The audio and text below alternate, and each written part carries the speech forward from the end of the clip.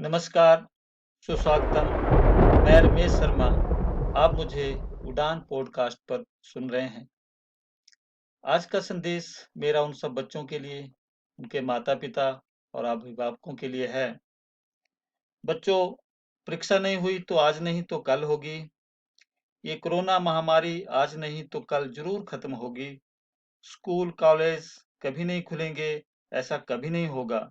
अभ्यास करते रहोगे तो कोई पछतावा नहीं होगा। स्कूल और कॉलेज बंद पड़े हैं। इसी को देखते विद्यार्थियों में पढ़ाई के प्रति लापरवाही देखी जा रही है। पुराणों में एक कथा का वर्णन आता है, जिसके माध्यम से मैं सभी विद्यार्थियों, माता-पिता एवं अभिभावकों को एक संदेश देना चाहता हूँ। कहानी इस तरह थी कि एक बार भगवान इंद्र किसानों से नाराज हो गए और उन्होंने घोषणा कर दी कि 12 साल तक बारिश नहीं होगी। आप फसलों को नहीं उगा पाएंगे। भगवान इंद्र से किसानों ने विनम्रता पूर्वक किसानों की विनती को देखते हुए भगवान इंद्र ने बड़ी चालाकी से बारिश न होने का श्रेय भगवान शिव के ऊपर डाल दिया और कहा, बारिश तभी संभव है जब भगवान शिव अपना डमरू बजाएंगे। लेकिन इंद्र भगवान शिव से पहले ही गुप्त रूप में चर्चा कर चुके थे और उनसे किसानों के साथ सहमत नहीं होने के लिए भी अनुरोध कर चुके थे।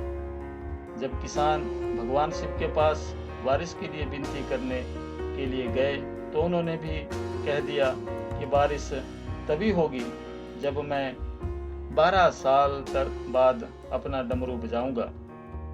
निराश होकर वापिस लौटते किसानों ने 12 साल तक इंतजार करने का फैसला किया।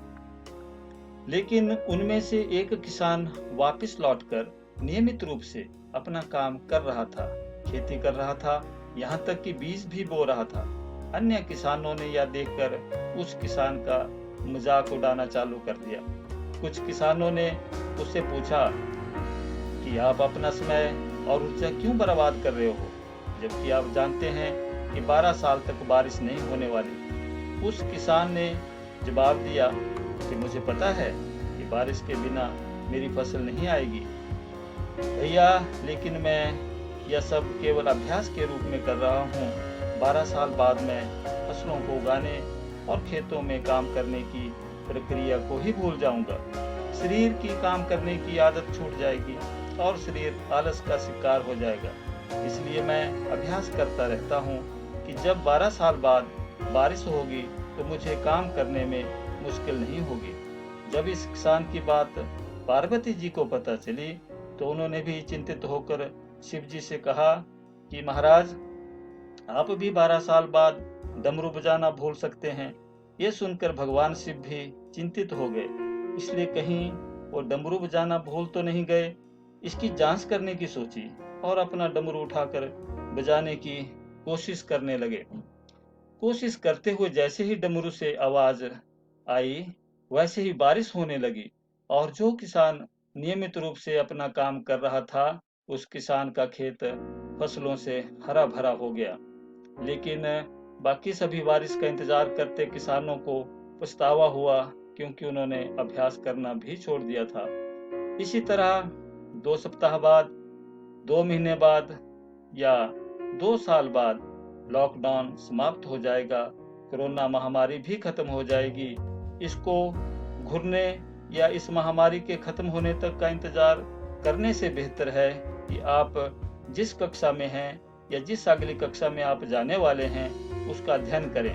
पुस्तकों का अध्ययन कर अपने कौशल को तेज करें। आपके पास जो ज्ञान है उसे और बढ़ाएं।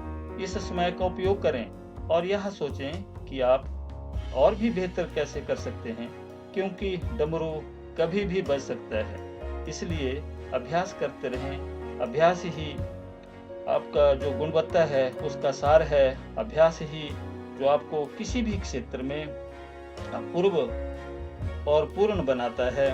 तो इसलिए अगर आप अपनी पढ़ाई को लापरवाही से छोड़कर अभ्यास करते रहेंगे तो जब भी काम करने का समय आएगा, परीक्षा देने का समय आएगा, तो आप हर चुनौती और हर प्रश्न का जवाब देने के लिए तैयार रहेंगे।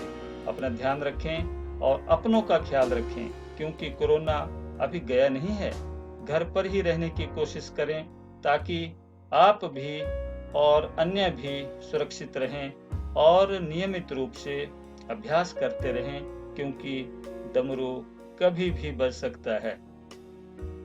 अच्छा लगा तो कमेंट और शेयर जरूर करिएगा, और यदि आप पेरेंट्स हैं, अभिभावक हैं, माता-पिता हैं, तो अपने बच्चों के साथ जरूर इस पॉडकास्ट को शेयर कीजिएगा।